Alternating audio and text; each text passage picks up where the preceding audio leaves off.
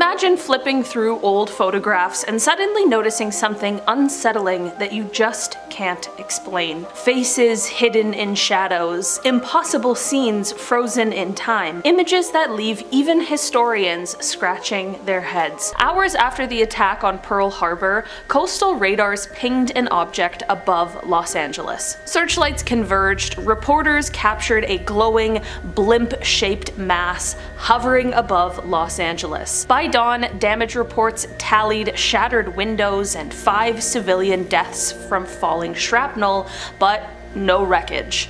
The War Department blamed war nerves, suggesting weather balloons, yet declassified memos show generals conceded the photos were genuine and the object unidentified. Modern image enhancement reveals a solid oval reflecting multiple beams, exactly where veterans insist they saw it. Few vacation photos raise the question, did I just capture a spy who'll run a superpower? During Ronald Reagan's goodwill walk through Moscow's Red Square, White House photographer Pete Souza snapped a candid photo of the president shaking hands with schoolchildren. Looming in the background, a blonde man with a curious half smile, eerily resembling a 30-something Vladimir Putin.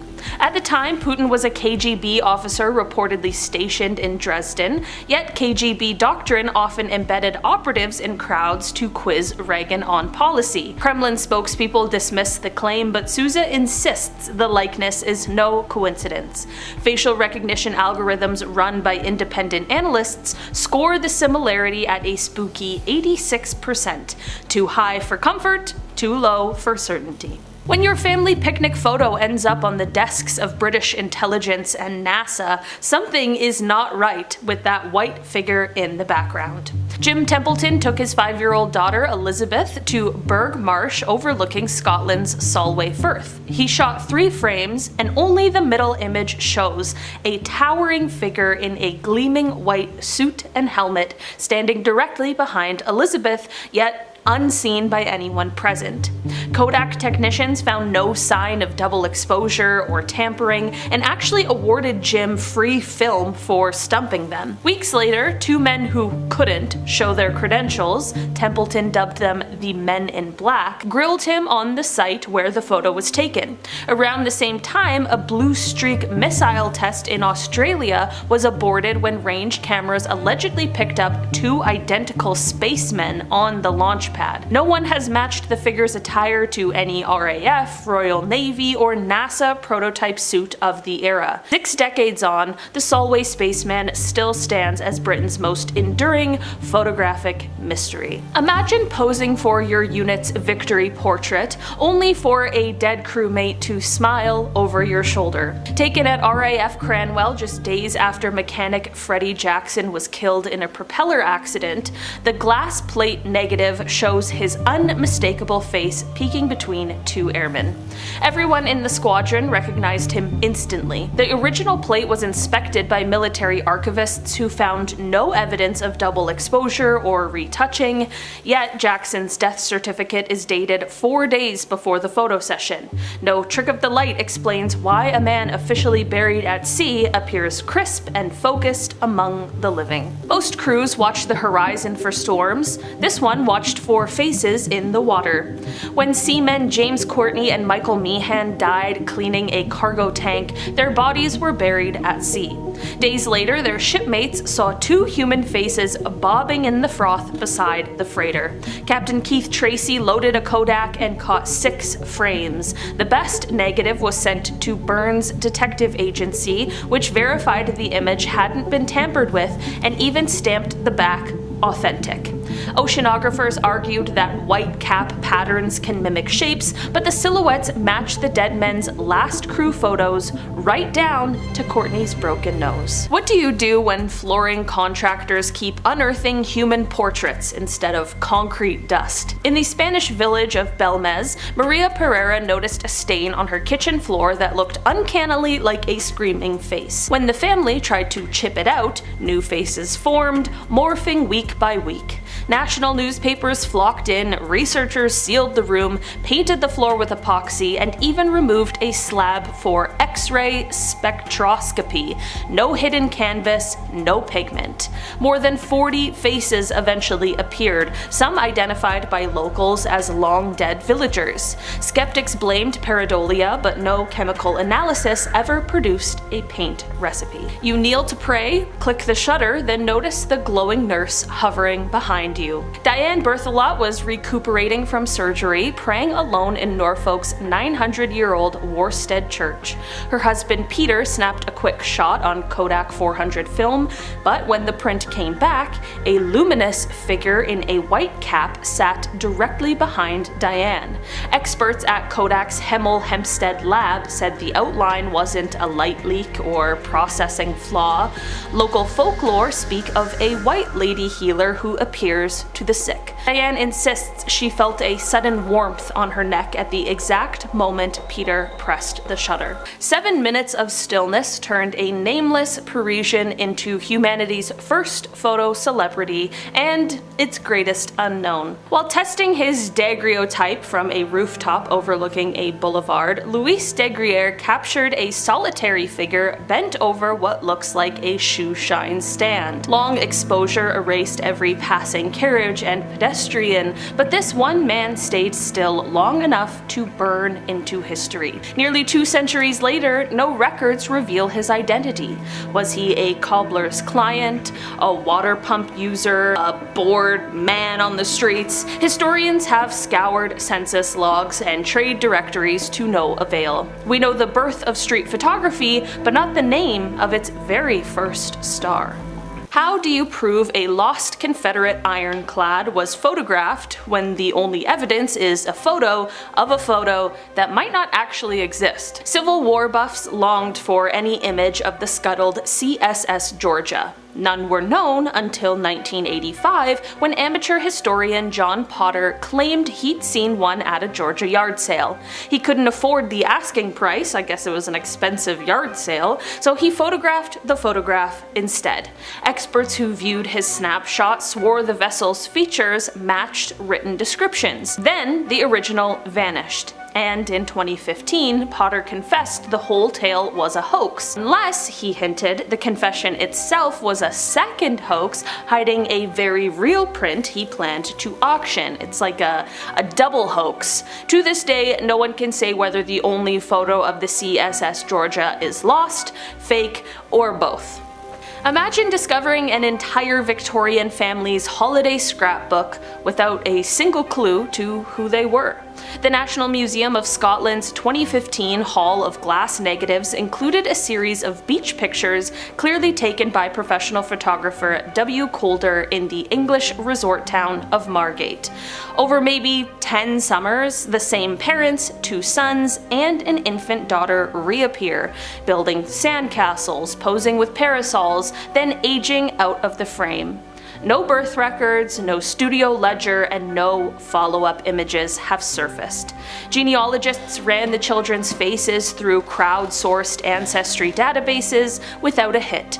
For once, the camera preserves life events we can watch, but never trace. Roberta Louise Gibb, better known as Bobby Gibb, seen here without a number after completing the Boston Marathon, was the first ever woman to run the entirety of the Boston Marathon in 1966. Prior to Bobby's participation in the event, the longest amateur athletic union sanctioned race for women was only 1.5 miles, and even after Bobby's unofficial run, the Boston Marathon didn't open up a women's division for the race until 1972, 6 years after Bobby became the pre-sanctioned era women's winner in 1966. Prior to becoming the first woman to participate in the race, albeit unofficially, Bobby trained for 2 years, covering as much as 40 miles per day. Prior to the race, she had actually requested to join as an official participant, but her request was denied due to the fact that, according to the race director, Will Cloney, women were not physiologically capable of running marathon distances. On the day of the race, Bobby donned her brother's Bermuda shorts and a large hoodie and waited until about half the runners were on their way before joining in.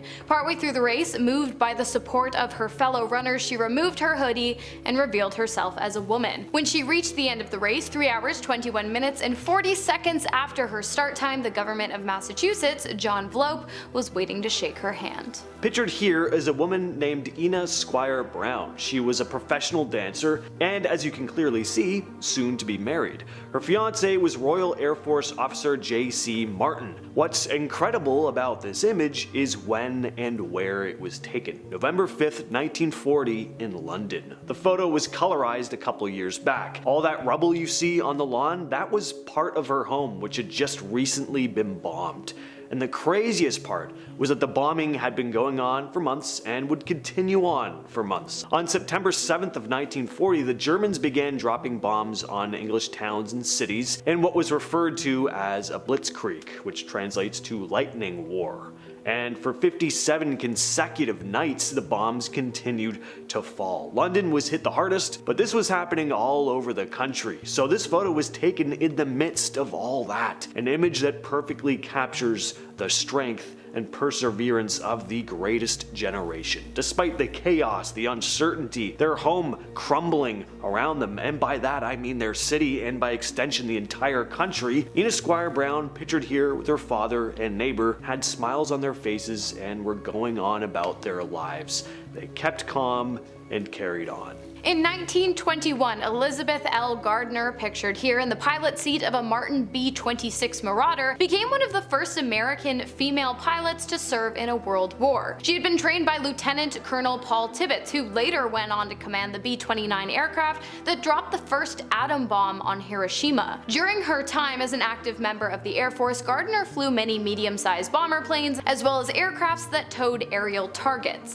In 1939, the WASP organization was formed, WASP being an abbreviation for Women Air Force Service Pilots, after a woman named Jackie Cochran wrote to the First Lady, Eleanor Roosevelt, suggesting the idea of using female pilots in non-combat missions. Gardner joined the organization, which eventually disbanded in 1944. In 2009, after Gardner's many years of service, she and the remaining living members of the WASP organization were recognized with the Congressional Gold Medal for their service, one of the oldest and highest civilian awards given out in the United States. This photograph was also snapped in the midst of the London Blitz of 1940, a milkman walking through mounds of rubble to carry out his deliveries.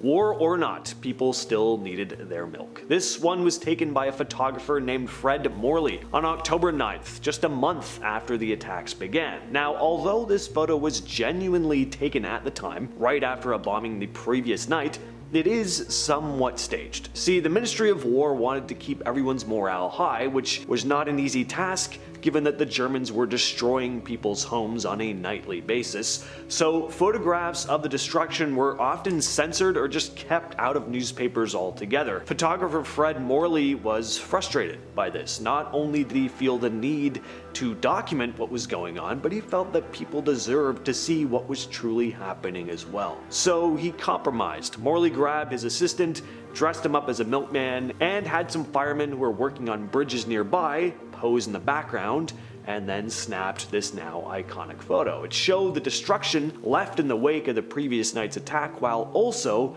sending an uplifting message to the people of England that they weren't going to let the war break them. If you are currently using a friction heater, aka a radiator, or if you ever have, Charles S.L. Baker, pictured here demonstrating his radiator system in 1906 next to his unnamed assistant, is the man whom you should send your thank you notes. Born into slavery on August 3rd of 1859, at the age of 15, Baker began working as an assistant to his father, who was an express agent at the time. It was then that Baker developed his interest in the mechanical sciences. He spent decades perfecting his invention, experimenting with different forms of friction using bricks and various types of metal, and after 23 years, He did it. Charles S.L. Baker invented the first ever friction heating device known to man in the form of two metal cylinders stacked one inside of the other with a spinning wooden core in the center to produce the friction, and subsequently heat. After his success, Baker went on to start a manufacturing business for his heating device, the Friction Heat and Boiler Company, which was established in 1904. His company raised $136,000 in capital, equal to almost $5 million today. Baker went on to marry, and his wife eventually gave birth to a daughter named Lulu Bell Baker. When Charles died on May 5th of 1926, he had revolutionized the scientific industry and had changed the way people view the possibilities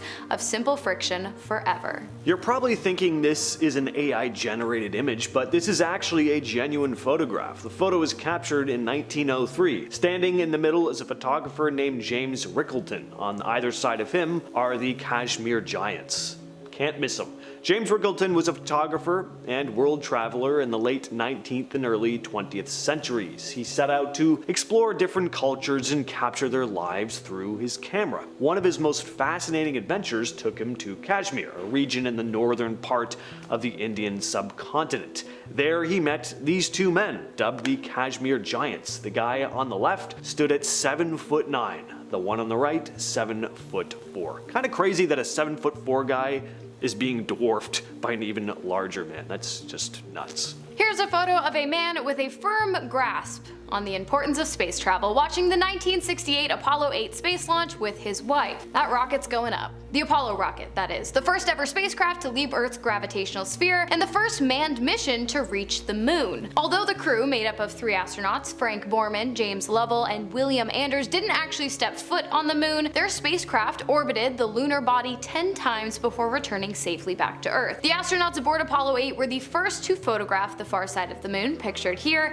and the first to witness an Earthrise, which is like a sunrise but with the Earth. What an apocalyptic image this is. It looks like a dystopian painting, but it isn't. It's a colorized photograph of the ruins of Stalingrad, one of the biggest, most brutal battles in all of World War II. It took place between August of 1942 and February of 1943. The Germans wanted to capture Stalingrad. It was a key industrial city and would give them control over the Volga River. But the Soviets were determined to defend the city at all costs. And defend it they did. The battle raged for months, with both sides suffering huge losses. Soldiers fought in the streets, buildings, factories. Some of the most intense combat happened house to house. The turning point came in November of 1942, when the Soviets launched a massive counterattack encircling the German forces. This operation, called Operation Uranus, trapped the Germans inside the city with no way to escape. The German troops eventually couldn't hold out, and in February of 1943,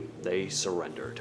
I'm pretty positive every one of you watching this video has heard of the Titanic, the unsinkable ship that sank just 4 days after its maiden voyage began, but I bet you haven't seen this photograph. For context, approximately 1,500 people died on April 14th of 1912 after the Titanic struck an iceberg around 2 a.m. and became completely submerged underwater in less than 3 hours. While not a guarantee, those who made it onto the ship's lifeboats did have a higher chance at survival. This photograph shows the Titanic's collapsible lifeboat D, which had been lowered from the port side of the large vessel as it went down. The lifeboat was rescued by the RMS Carpathia, another transatlantic ship, around 7:15 a.m. Ironically, 6 years after rescuing the Titanic survivors after their escape from a sinking ship, the RMS Carpathia would also sink after being struck by a German U-boat. Oh, mirror selfies, so rarely do they work. This is one of those rare cases. Did people take mirror selfies in the 1920s? Well, this Japanese couple did. This photographer snapped a picture of him and his wife sometime in the 1920s. We don't know the names of these people or the exact date the photo was taken. The only info I could find was that a photographer named Hamish Campbell, who'd been based in Tokyo, came across the photo in 2014 while searching through an abandoned home.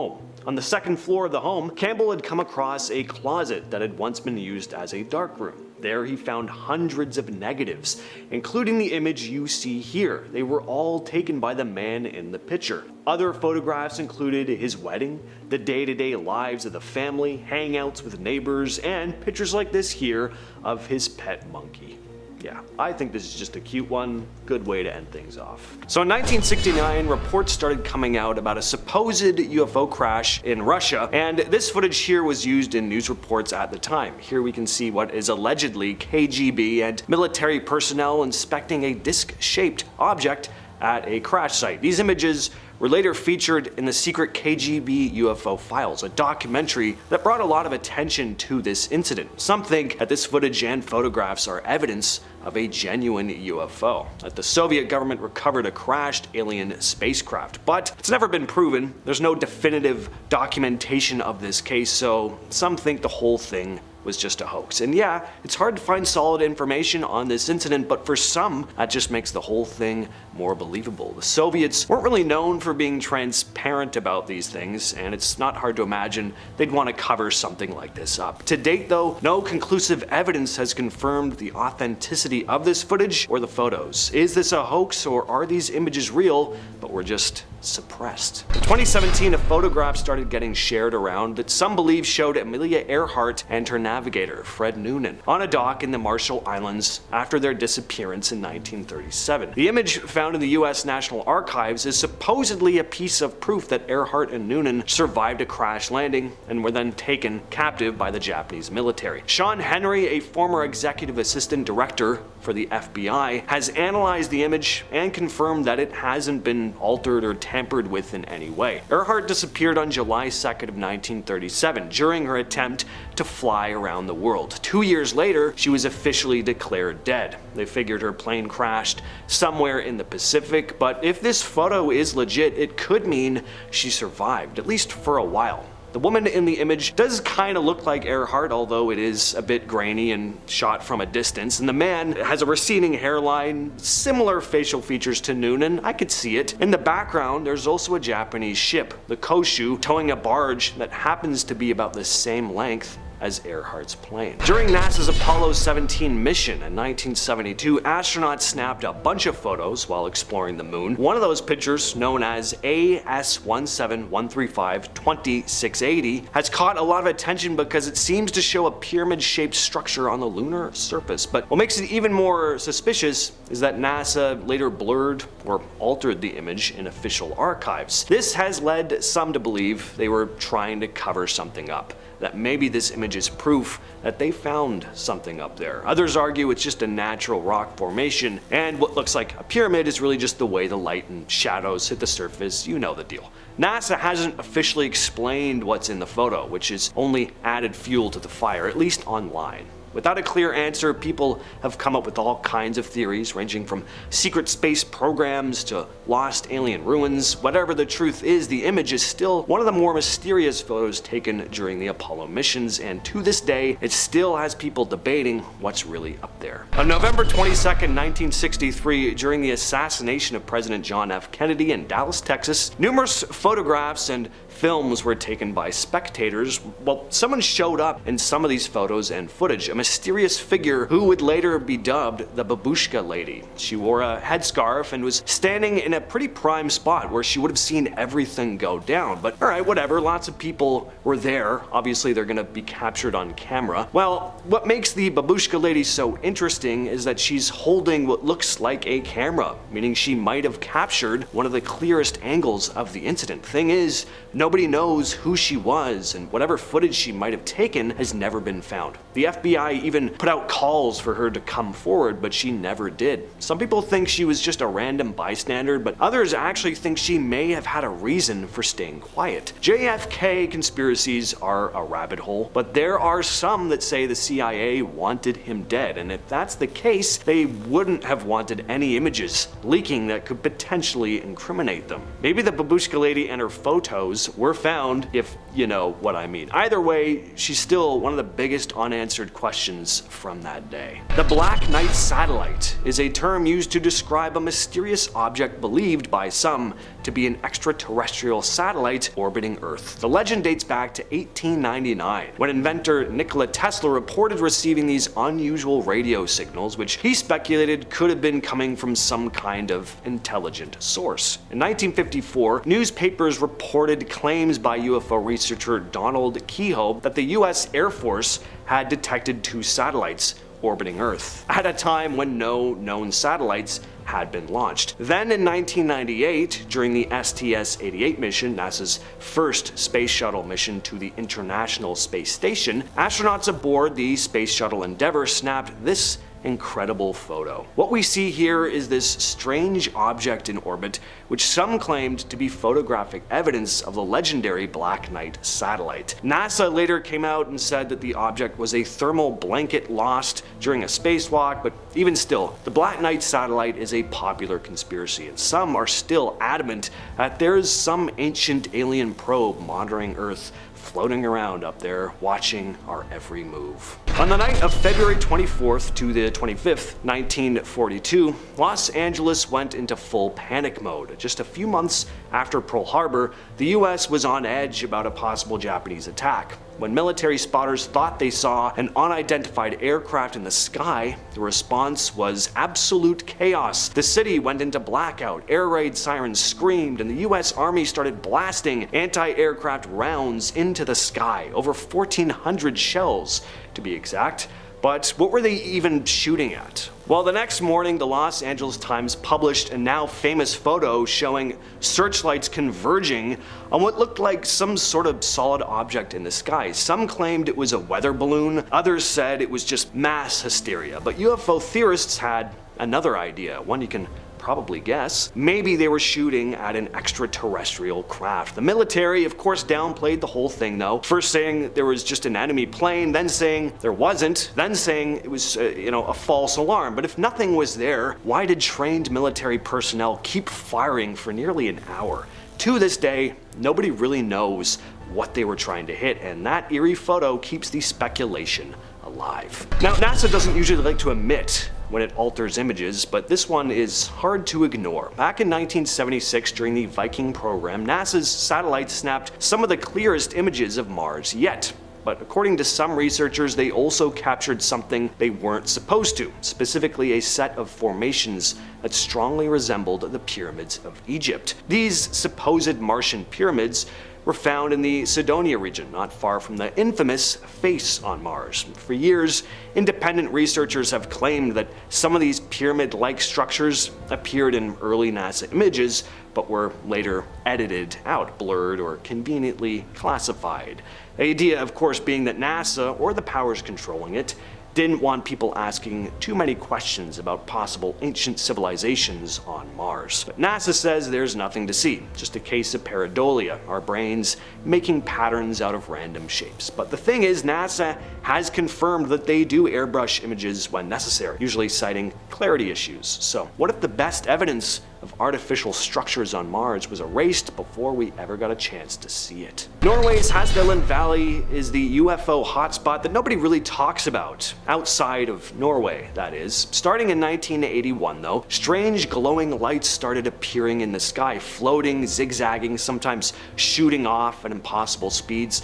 Unlike most UFO cases, this wasn't a one-time thing either. These lights were consistent, sometimes appearing multiple times a week. And in 1981, one of the most famous photographs was taken, capturing a glowing orb hovering in the sky. The Hasdalen lights have been studied more than most UFO phenomena. Scientists have actually set up monitoring stations to track them, but still, nobody can agree on what they are. Some theories say it's some weird plasma reaction caused by the valley's unique geology, whatever the hell that means. Others think it could be some kind of military experiment. And of course, there's the idea that these are actual alien craft doing whatever it is aliens do. And yes, these lights still show up to this day. Even with all our modern technology though, nobody can fully explain what's going on in Hasdalen, and that 1981 photo remains one of the best pieces of evidence that something unusual is going on up there. In 1919, an old-school Royal Air Force squadron lined up for a group photo at their base. Cute! But when the photo was developed,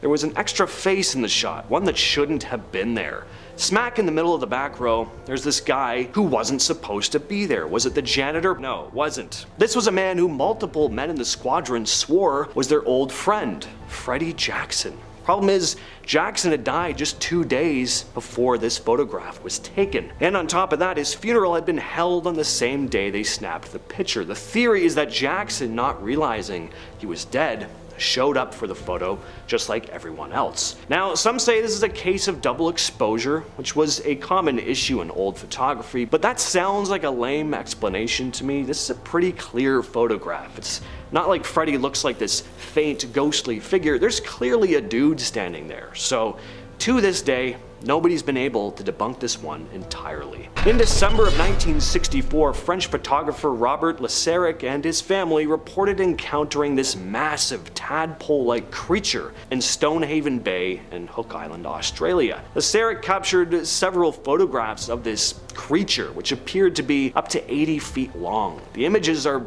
pretty spooky, showing what looks like this dark, elongated thing resting on the seabed. Laseric claimed that as he approached the creature, it opened its mouth and moved toward him, causing him to make a quick getaway. Now, skeptics have tried to explain this one away, saying the supposed creature could have been a large mass of marine debris, a deflated skyhook balloon, or just an elaborate hoax, but what do you all think? At first glance, this image just looks like a politician doing the usual, smiling, shaking hands, greeting people. Rajiv Gandhi, the former Prime Minister of India, is pictured here, and this is the last photograph ever taken of him. Just seconds later, he would be dead, and at the hands of someone in this very picture. The woman standing just a few feet away from him, with her back to the camera, is the one who's about to take both their lives, as well as 14 others. Her name was Thanmozi Rajaratnam, a member of the Tamil Tigers, and she was strapped with explosives under her clothes. The picture was taken by a local press photographer named Haribabu, who was covering Gandhi's campaign event. And one of the last frames on his camera roll, you can actually see her in the background, walking up to Gandhi. Moments later, she bends down to touch his feet, a traditional sign of respect, and then detonates the explosive. The blast killed Gandhi, the assassin, the photographer, and 14 others instantly. But Haribabu's camera survived the explosion and was later found in the wreckage.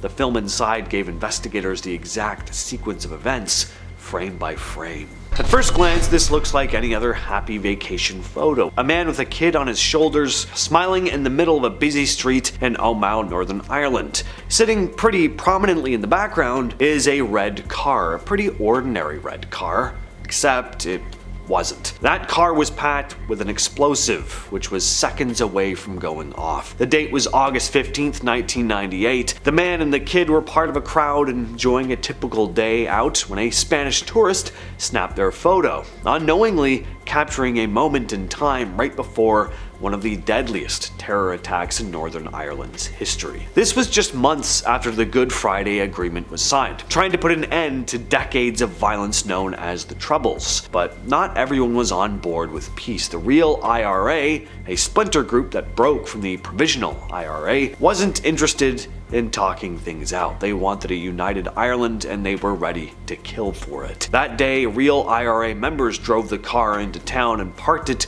on Market Street. They couldn't get it close to their original target, which was the courthouse, so they just left it outside a clothing shop instead. And then came some warnings. 3 separate calls were made using the code word Martha Pope, the same one used in a previous attack. But the warnings were pretty vague. Main Street, 200 yards from courthouse, 15 minutes. Problem is, the town didn't have a street called Main Street. Cops thought the explosive was at the courthouse, and they pushed people away from it, but straight toward the real danger. Well, at 3:04 p.m., the bomb detonated. 29 people were killed, over 200 were injured. Miraculously though, the man and the child from the photo survived. The photographer didn't. Neither did most of the folks just feet away in this very same image. At first glance, it's just a candid photo of John Lennon signing something for a fan. And that is true, but there's a much darker side to this image as well. This picture was taken outside the Dakota, New York. The guy he's signing it for is Mark David Chapman. And in a few hours, Chapman would fire at Lennon 4 times in the back, killing him. The date was December 8th, 1980. Lennon had spent the day in the studio with Yoko Ono. They got back to their apartment that evening, and as they were walking in, Chapman was waiting. He'd been loitering outside the building all day with a firearm in his coat. He'd flown in from Hawaii just to do this. But when Lennon spoke to him, like really spoke to him, it threw him off. For a moment, he second-guessed everything. But as the night went on, something in him snapped back. He continued to wait, and when Lennon and Yoko returned around 10:50 p.m., he walked up behind him and pulled the trigger. Lennon was pronounced dead on arrival at the hospital. They're grinning like it's the best day ever. Two brothers, Michael and Sean McKilkin, posing on top of Morro Rock in California's Sequoia National Park in 1975. Their hair is clearly standing straight up. Looked funny, so their sister snapped a photo. Problem is, it wasn't just static causing their hair to stand up. It was ionization. It's what happens when a lightning strike is seconds away. They were unaware of this at the time. Well, seconds after the shutter clicked, the sky exploded. A bolt of lightning struck the rock. The siblings were thrown off their feet. Sean was badly burned. Michael's camera melted, but they did survive. Another man nearby wasn't so lucky though. The photo became pretty famous later on, passed around in science classes and weather safety videos as a cautionary tale of what happens when you ignore or are just unaware of the warning signs of lightning strikes. She's just a kid standing in front of a chalkboard, right? Well, not exactly. This photo was taken in 1948, part of a project documenting young people affected by the war. The girl's name was Tereska. A psychologist had asked her to draw home. What she scribbled wasn't a house or a tree, it was this chaotic mess of jagged lines and circles, exactly what you're looking at in this image. And her face really says the rest. Wide eyes, this empty stare, like she's trapped somewhere else entirely. Turns out Tereska had spent most of her short life in a concentration camp. By the time this photo was taken, she was living in a care home in post-war Poland. Whatever she went through though, whatever she saw, it never left her. This drawing was her attempt to show it. This looks like a pretty typical picture you'd have seen on Instagram back in the day, before it was flooded with overly polished professional looking pictures. You had the types of images you'd see on Facebook. Young people would post, mostly hanging out with friends. Pictured here in 2014 is the then 19-year-old Alan Ruby, hanging out with some friends at a hotel room in Dallas, Texas. He was in town to catch a college football game. Just earlier this very same day though, before this picture was taken and posted to Instagram, Ruby had killed his father, mother, and sister, all so that he'd hopefully inherit $3,000 to pay off a loan shark. He ended up pleading guilty, receiving 3 life terms behind bars without the possibility of parole. This is one of a series of photos taken by 22-year-old Darsh Patel while hiking with friends through the Apshawa Preserve in New Jersey. At first, it probably felt like a lucky wildlife sighting, a 300-pound black bear, not too far off. Far enough though that it wasn't going to kill them, so naturally Patel started snapping pictures. But in the photos, you can actually see the bear getting closer and closer each frame. The group was getting uneasy at this point. The bear was getting a little too close. They decided to back away. They were hoping the bear would decide to leave them alone, not wanting any trouble, but sadly, that would not be the case. The bear kept coming. They started to panic and all ran off in different directions. When they finally regrouped, Darsh wasn't there. 2 hours later, authorities found his body though. He'd been mauled to death by the same bear, which was still lurking nearby. It was later killed by police, and when they examined it, they found human remains inside. One of the photos from Patel's phone, taken just moments before the attack, shows the bear heading straight for him. Next up, we've got George Mallory and Sandy Irvine. This is the last photo ever taken of the two climbers before they began their final push up Mount Everest in 1924. They never came back. Mallory was already a well-known British mountaineer at the time, and his goal was simple: be the first person to stand on the roof of the world. On June 8th, 1924, they left their high-altitude camp and headed for the summit, and then nothing. They just vanished into the mountains, seemingly. For decades, people debated what actually happened. Did they fall on the way up? Did they make it to the top and then die on their way down? Well, in 1999, Mallory's body was finally found, remarkably well preserved, thanks to the freezing cold. But Irvine's body is still missing to this day, and so is the camera they carried. If it's ever found, and the film inside is still intact, we might finally get an answer. Until then though, we'll never really know if they reached the summit before Everest took their lives. This is a picture of a young man named Tyler Hadley enjoying a house party he threw on July 16th of 2011 in Port St. Lucie, Florida. Little did his guests know that his parents, Blake and Mary Jo Hadley, lay dead in the next room. A few hours before the party began, Tyler had brutally attacked both his parents with a hammer, then stashed their bodies in the master bedroom and cleaned up the mess before everyone else showed up. Why? Because they were about to send him to rehab and he didn't want to go.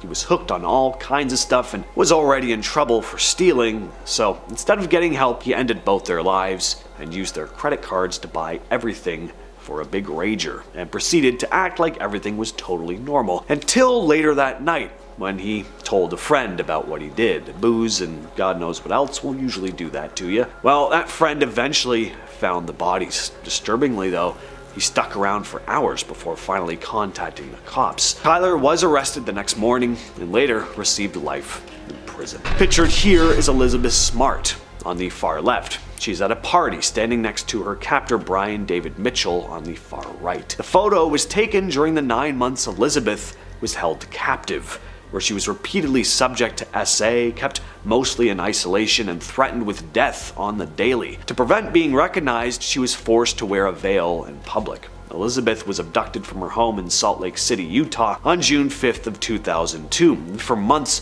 she was held by Mitchell and his accomplice Wanda Barzi. Elizabeth's kidnapping became a nationwide case, and she was eventually rescued on March 12th of 2003 after being recognized by 2 witnesses who'd seen Mitchell and Barzi on an episode of America's Most Wanted. After her recovery though, she became an outspoken advocate for missing persons. We're going to start off the list with this image here. This is not one of those niche taxidermy pieces. This is indeed a living 2-headed dog, pieced together by a mad scientist. Vladimir Demikov was a scientist from the Soviet Union who did some really questionable stuff back in the 50s. He came up with this strange idea of attaching the head of one dog onto another, creating a 2-headed dog. Now why? Well, he wanted to figure out more about organ transplants and see how the body would react to these surgeries. From a pure scientific perspective, what he did was kind of a big deal. It was about pushing the limits of what doctors could do back then. But is it incredibly creepy and unethical? Absolutely. This sparked a huge ethical debate. It seemed like some bizarre freak show rather than an ethical scientific pursuit, and people got pretty upset about it. Playing around with life like that, creating these weird creatures just for the sake of curiosity, it didn't sit well with a lot of folks, and unsurprisingly, the dogs didn't live very long after these experiments. So while Demikov's work was kind of groundbreaking, it was also just downright cruel. You know what's downright cruel to us is if you don't subscribe to this channel. I mean, what are you waiting for? It's free. We got awesome videos coming your way on the daily, so don't miss out. Hit that button down below. Next up, we have this image here of Captain Robert Falcon Scott and his team of explorers after finally reaching the South Pole. It had been a long, grueling, treacherous expedition, and they'd arrived only to find out that a Norwegian team of explorers had beaten them to the punch. Not only were these men now exhausted, starving, and frostbitten, but they wouldn't even be remembered as the team to reach the South Pole first, and now they had to make the long return trip back to base camp. You can see how miserable and distraught they all look here, not to mention very unwell. Definitely frostbitten. Tragically, the team would never make it home alive. The weather was harsh, they were already suffering from exhaustion, and they were running out of supplies. The first member of the team to pass was Edgar Evans, who died on February 17th of 1912. Then Lawrence Oates willingly walked out into a blizzard, ending his own life.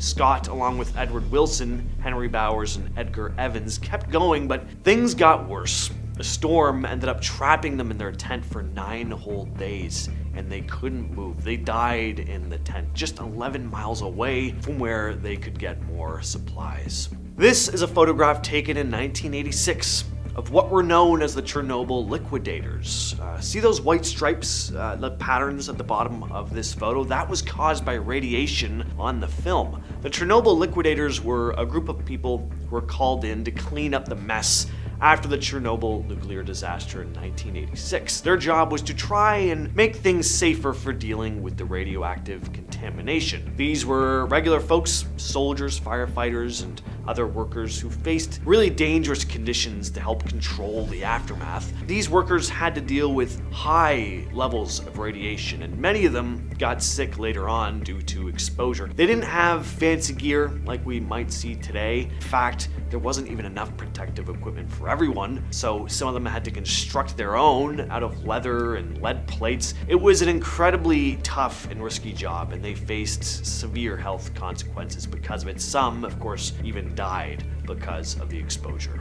Alright, this is a pretty famous photograph in the world of paranormal photography, and for good reason. This picture has a pretty chilling tale behind it. It's a very classic kind of ghost story. Back in 1924, during a routine voyage, tragedy struck the SS Watertown when two crew members, James Courtney and Michael Meehan, lost their lives and were buried at sea. Two men had been sent to the ship's interior cofferdam to clean and do repairs, but they were unaware there was poisonous gas leaking into the area they were working in, and they died inhaling the fumes. What followed was this series of events that would go down in maritime history as one of the eeriest tales ever told by seafarers. After the burial, the remaining crew reported an unsettling sight. They claimed to see ghostly faces appearing in the water alongside the ship, and the faces looked just like Courtney and Meehan. One crew member managed to snap the famous photo that is now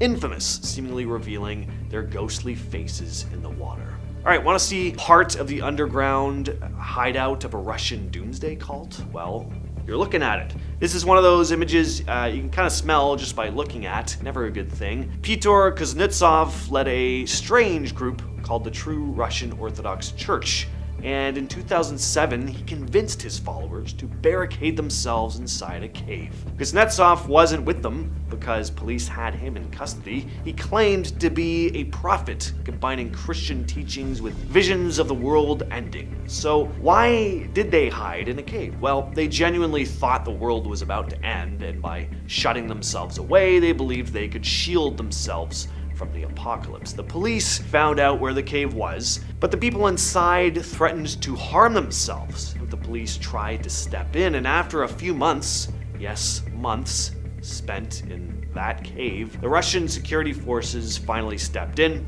Two members had actually already died in the cave and were creating dangerous fumes for the folks that were still alive. Awful. Eventually, though, they were hauled out of there. Does this look like a place you'd want to spend the night in? Probably not. It's run down, clearly abandoned. It'd probably be squatters, and there's no furniture. But even worse than all of that, this is said to be one of the most haunted places in Italy. In the quiet village of Cona stands an abandoned house known as Villa Magni, left vacant and untouched now for many years. Its windows, aside from one, are completely sealed up. Back in the late 80s, a group of curious young men decided to venture into this abandoned mansion. They actually managed to break in, but once inside, they heard something. It was the distant sound of children singing. At least that's what it sounded like, and it was seemingly coming from the garden. They went outside to investigate, but when they got there, it was completely empty. As they were looking around, an old woman suddenly appeared in the window above them in the house. She scolded and insulted them, demanding they leave the premises immediately. The teenagers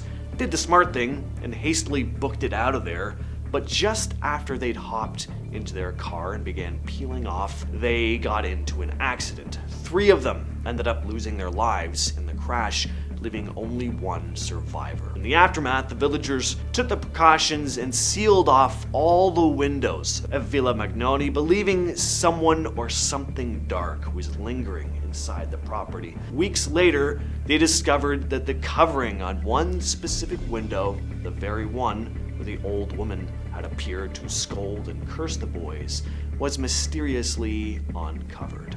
This is one of the last photos taken of the Apollo 1 crew. On the day a deadly fire erupted during a pre-launch test, all 3 astronauts lost their lives. On January 27th of 1967, during a pre-launch test for the Apollo program, the crew of Apollo 1, Gus Grissom, Ed White, and Roger B. Chaffee were conducting a test at Kennedy Space Center in Florida. The spacecraft was mounted on its launch vehicle. The purpose of the test was to check the spacecraft's systems and conditions, simulating a launch, with external power sources disconnected. During the test, though, the crew encountered an issue. A fire broke out in the pure oxygen environment of the command module's cabin. The fire spread incredibly fast because of the highly flammable materials that were used at the time to construct the spacecraft. This is one of the last known photographs taken of a man named Michael Rockefeller, the son of New York Governor Nelson Rockefeller, who never returned home from an expedition to Dutch New Guinea, now part of Indonesia,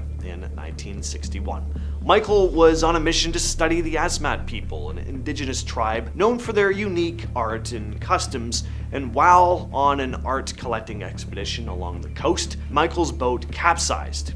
He and a fellow explorer, Rene Wassing, tried to swim to the shore, which was about 12 miles away, but Wassing eventually became too exhausted, and Michael decided he was going to continue swimming alone, hoping to reach help. But Michael would never be seen again. Now, the famous theory is that the very tribe seen with him in this photograph ate him. Now, although cannibalism was still a bit of a thing in some areas of Asmat at the time, there's not a whole lot of evidence for that. It just makes for a sensational kind of story. There's another possibility that he was attacked by sharks or just succumbed to exhaustion. This is a photograph taken inside Waverly Hills Sanitarium in Kentucky, a hospital that became famous for treating patients suffering from tuberculosis.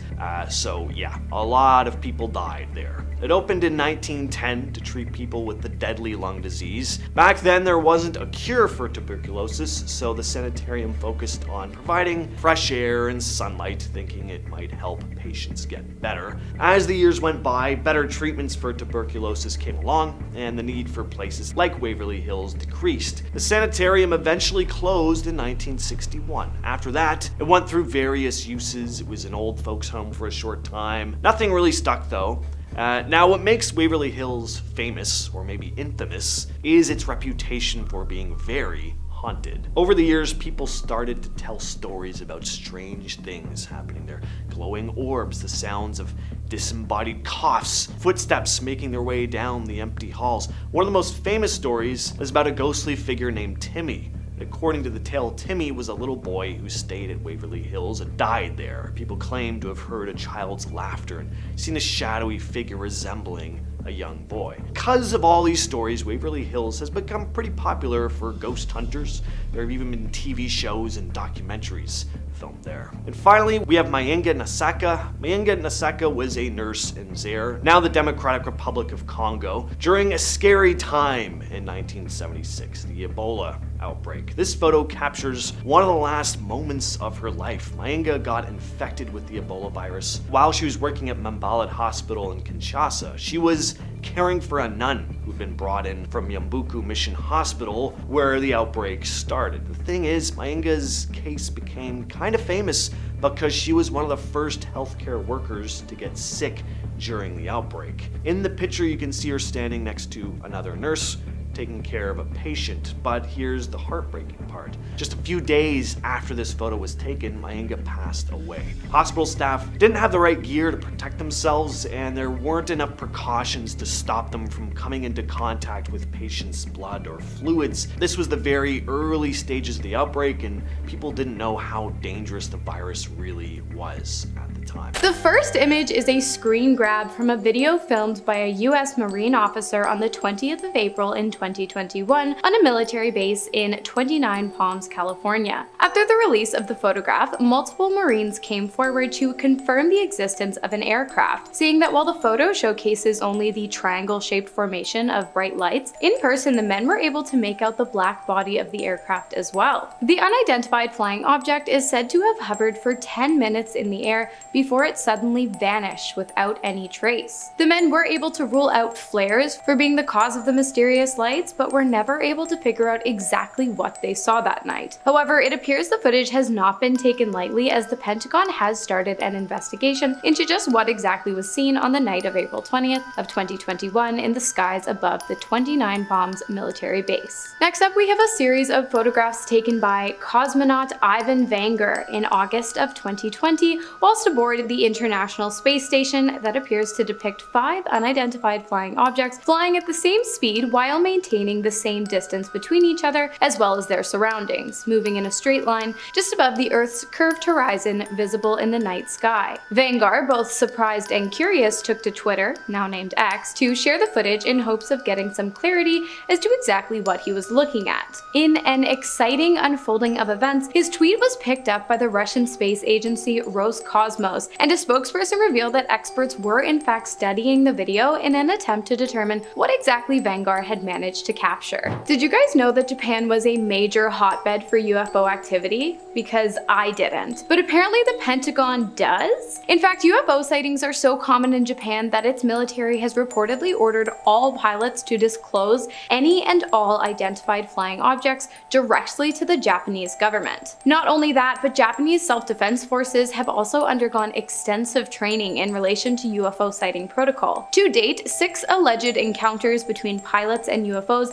have been reported to the Japanese government, one of which was recorded, and depicts 10 white circular balls flying through the skies of Osaka in Japan. While the government has yet to publicly comment on any of the incidents, the update of self-defense protocol alone is pretty telling. The next image was shared by a pretty reputable source, National Geographic. The image was captured by Sergio Loaiza on September 4th of 1971 during an aerial survey of Lake Kote.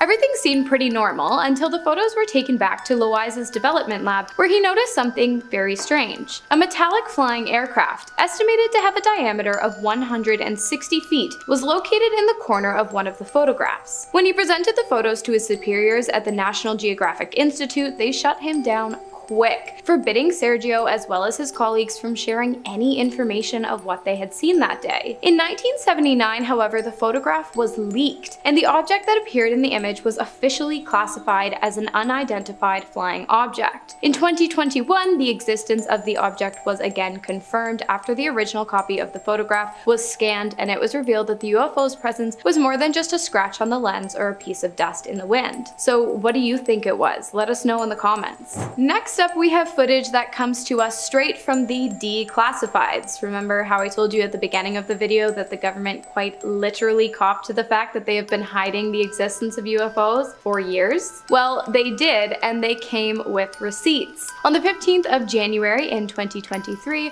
while surveilling an MQ-9 Reaper aircraft, an unidentified aerial presence was captured moving at speeds unreachable by any of Earth's modern-day technological advances. Not only this, but as the object whizzed through the field of view of the camera lens, it appeared to leave behind an atmospheric wake before disappearing completely into the sky. Guys, if you have any, please leave your UFO and alien stories in the comments. I would love to hear about your experiences with any of these kind of things. Next up, we have arguably the most beautiful alien assuming photograph I have ever seen. The photo was taken in 2004 by a retired Royal Air Force officer while on vacation in Sri Lanka. The site was described as some kind of colorful giant donut in the sky with hues of oranges, pinks, purples, and whites. After its capture, the photograph was turned into the Royal Air Force Flying Dales Base in North Yorkshire in England, where it became a classified document held by the Ministry of Defense. The image has since been declassified, of course, and is now available for public viewing, but there is still a lot of mystery surrounding the photo as well as the photographer, as his identity, along with any other information regarding the incident, is pretty much non-existent. I mean, come on, it's a giant glowing light in the sky. You're really telling me no one else saw this and that there's no other information out there other than the fact that the photo exists? Oh yeah, and not only that, but it was deemed classified by the British Ministry of Defense, so I'm thinking there's something else going on here. Okay, I bet you didn't know that another major hotbed for extraterrestrial, UFO, and unidentified aerial phenomenon activity was Brazil. I mean, I did, but maybe you didn't. In fact, this kind of thing is so popular in Brazil that they have an annual day of recognition for these sightings known as the Night of the UFO, which came to be after a major event took place in 1986. On the night of May 19th, a series of unidentified flying objects were seen in the skies of Brazil, and even more non-visual objects were detected via radar across the skies of 4 Brazilian states. Of course, at this time, any and all knowledge the government had on the event was extremely classified. In May of 2012, however,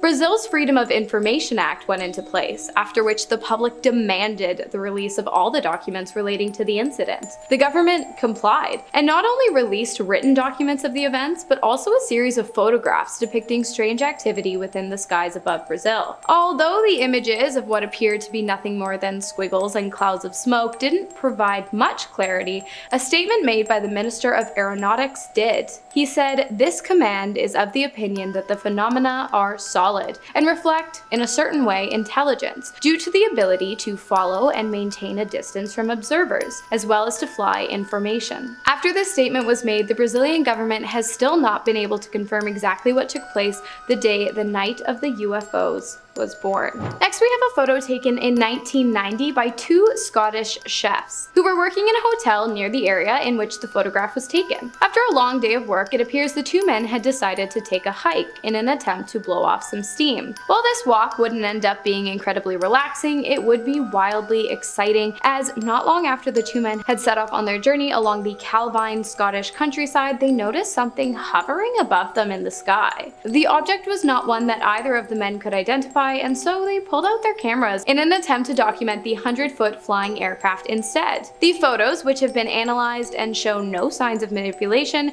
capture the object being circled by a jet plane. They thought the incident was incredibly strange and even newsworthy, so the 2 turned the footage over to the local newspaper for publication, but the images were seized by the British Ministry of Defence and were never released. Until 32 years later, that is, by David Clark, who, unbeknownst to the ministry, had kept a photocopy of one of the original images. The identity of the 2 men was never revealed, nor did they ever come forward to share their story after the images had been seized by the ministry, begging the question of what exactly they saw and what exactly the government was trying to cover up. A photograph taken of an unidentified aircraft lit up by military spotlights in Los Angeles, California, is next on the list. The photograph, which documents an event so big it later became referred to as the Battle of Los Angeles or the Great Los Angeles Air Raid, was taken on February 23rd of 1942, just 2 months after the attack on Pearl Harbor. On the night the photo was taken, all of Los Angeles was under blackout, as directed by the US military. While the lights on the ground had been turned off, the sky above had been lit up by a myriad of strange objects. The military opened fire, and onlookers stood absolutely stunned as 1,400 rounds of ammunition appeared to have no effect on the unidentified flying object. Smoke filled the sky, and when it cleared, not a single craft was to be found in the sky or on the ground. Shrapnel that appeared to have ricocheted off the target resulted in the death of 5 civilians. Furthermore, 3 were killed in car accidents due to the chaos of the event, and 2 more of heart attacks due to the stress of the 2-hour-long attack. And finally, we have a handful of screen grabs from a video taken by Lieutenant Commander Alex Dietrich whilst flying an 18F Super Hornet fighter jet over the Pacific Ocean near San Diego during a training mission for the United States Navy. The footage, taken in November of 2004, was captured after Dietrich was asked to investigate a suspicious object that had been seen dropping from 80,000 feet down to the surface of the ocean and then vanishing. When Alex and their colleague arrived on the scene, the ocean's surface, where the object had been reported, appeared as though it was boiling. Moments after arriving to investigate, a strange, elongated white object came into view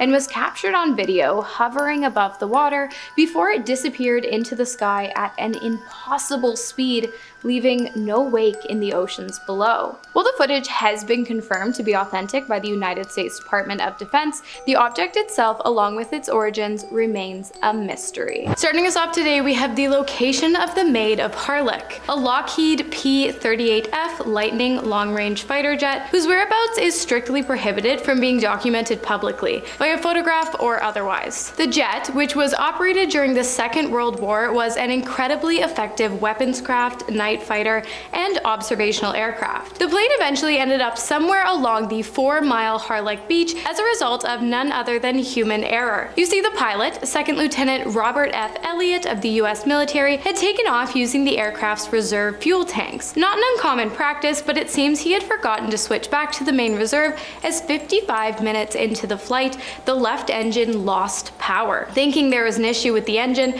Elliott decided to make his way back to the airfield, but before he could, the right engine died too. Elliott made an emergency landing along the shores of the British beach where luckily no one was injured, and the plane was eventually claimed by the sand. It wasn't until 65 years later in 2007 that the craft was discovered by a civilian. While many locals are aware of the plane's exact location, the distribution of such information is prohibited by the UK government due to its protected status, which was awarded in an attempt to preserve the wreck as well as the wreck site. Next up, we have images of Winnie the Pooh, which became censored in 2017 in China. While China does have a rich history of censorship in which the ban of Gmail, Google, YouTube, Facebook, and Instagram, as well as Twitter, now X, are included, no one could have predicted the addition of our honey-loving childhood friend to the list. Images of the funny orange bear became censored after a resemblance was noted between the character and the Chinese Communist Party General Secretary Xi Jinping. The government found the comparison to be a disrespectful mockery of their country's leader and consequently ordered all images of Winnie the Pooh to be blocked from all available search engines, limited as they may be. Next up, we have a series of photos taken during the Great Depression that were banned from being publicly released at the time due to the, well, depressing nature of the content. The photographs were taken by Dorothea Lange, Walker Evans, and a number of their colleagues in an attempt to showcase resilient faces in contrast to the backgrounds of ruin in the United States during the depths of the Great Depression. When the photos were presented to the Farm Security Administration, they were not only rejected, but in an attempt to keep them from being published, were hole punched generally directly through the focal point of the image in the hopes of making them unprintable. Ironically, all this did was garner the images that much more fame and recognition, as when they were eventually released, they not only stood for the people's resilience against the economic collapse, but also freedom of the press. Next up, we have America's hidden bunker, Mount Pony. The 400-foot-long, 140,000-square-foot bunker made with 1-foot-thick steel-reinforced concrete was built in 1969 and was a self-sustaining, fully equipped, radiation-hardened facility designed originally as a safe haven to house up to 540 people for up to 30 days in the case of a nuclear attack. However, in 1988, the bunker became much more, as it was used to store several $billion of federal funds that would be used to replenish US currency and restart the economy in an event of a nuclear attack. The money was stored in the bunker for just shy of 10 years until it was relocated in 1997. Understandably, it was incredibly important at the time that any imagery of the bunker's location, layout, and security functions not be released to the public, as it would diminish the secure nature of the underground safe house and holding facility. At our halfway point, we have a series of photographs taken at a United States nuclear power plant depicting the dangerous conditions in which the country stores its nuclear energy, as well as what the plant workers have to endure. A report released by CNN in 2016 showcases the facility in its decrepit state. After the photographs surfaced, nuclear officials used them as an opportunity to request Congress back the administration's push to modernize the facility. Officials also argued that the state of the facility was actually a threat to United States national security goals and said that many critical utility, safety, and support systems had been failing at a dangerous rate, due largely to the fact that the majority of key nuclear facilities in the US were built during World War II with the intention of operating for just 10 to 15 years and have therefore outlived their safe operational lifespan. It seems as though the warnings and pleadings of the nuclear officials have gone unheeded and unheard, as the plants depicted in the photographs appear to have undergone no repairs and presumably just continue to deteriorate. No wonder the government didn't want anyone seeing those photos. It's terrifying and they're not doing anything about it. Alright, next up we have a photograph of leaked Mexican asylum plans delivered to us by none other than the former United States President Donald Trump. Amidst negotiations with Mexico, Trump called a conference to reveal that he had a secret deal, that is. In the interview, when asked if Trump had made an agreement with Mexico to become a safe third country for asylum seekers, he refused to comment on his discussions with the Mexican president, but instead pulled out a folded piece of paper from his coat's breast pocket and said, "That's the agreement that everybody says I don't have." And if you're like most people, you might have assumed that what Trump presented to the reporters was nothing more than a blank sheet of folded paper. Well, you would have assumed wrong, as not only was Trump holding a legitimate government document, but it was legitimately legible, as the sun hit the back of the agreement, illuminating the words printed on the page, which were swiftly captured in a photograph that was enhanced to reveal, long story short, that Mexico was to be considered a safe third country, meaning asylum applicants would be processed in Mexico instead of the United States, and that in order for this to happen, Mexico would have 45 days to reduce migration to the United States. Next, we have another case of Chinese government censorship, but unfortunately, unlike the last one, which was actually pretty funny, this one really isn't, as it involves the deaths of many Chinese civilians during a student-led protest in 1989. 35 years ago, across China, many civilians joined together to call for a political reform within the Chinese government that would give more freedoms to the citizens of the country, lower inflation, and overall provide a higher quality of life. While the official number is highly debated, it is estimated that several hundred to several thousand people died in the square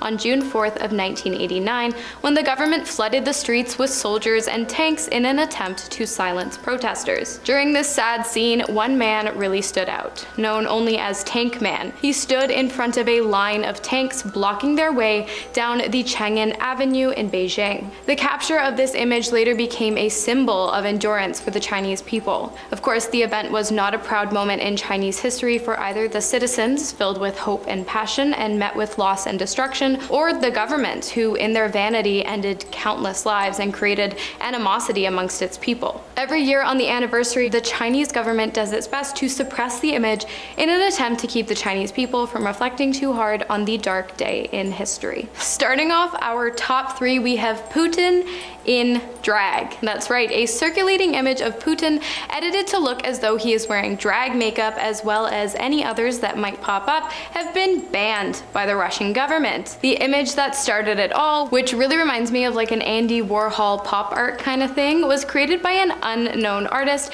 in protest after the anti-gay propaganda law was enacted in Russia, which forbid homosexual acts or discussion in any place where children were present. While the image is, of course, easily available to those of you watching this video, it can still be found in Russia as well, just with a little bit of digging. If you are caught with the image, however, you could receive up to 15 days in a Russian prison or a fine of 3,000 rubles, which at the time the law was put into place was equal to around $53 US. Okay, I am thinking this next one trumps the rest. Well, no, actually, I mean Trump should take a rest from spilling government secrets. I don't know why, but this one actually made me laugh because just reading the headline made me feel like I was being punked. Trump tweets sensitive surveillance images of Iran obtained from a spy satellite. What is going on in the House of Commons? I know that's a Canadian thing, but really. So the image Trump tweeted was of the fallout from a failed Iranian missile launch, and it was taken from a secret spy satellite that no one except officials with incredibly high clearance is supposed to even know about. At first, people wondered if the image had been taken by a drone, since it was so incredibly clear with lots of discernible detail,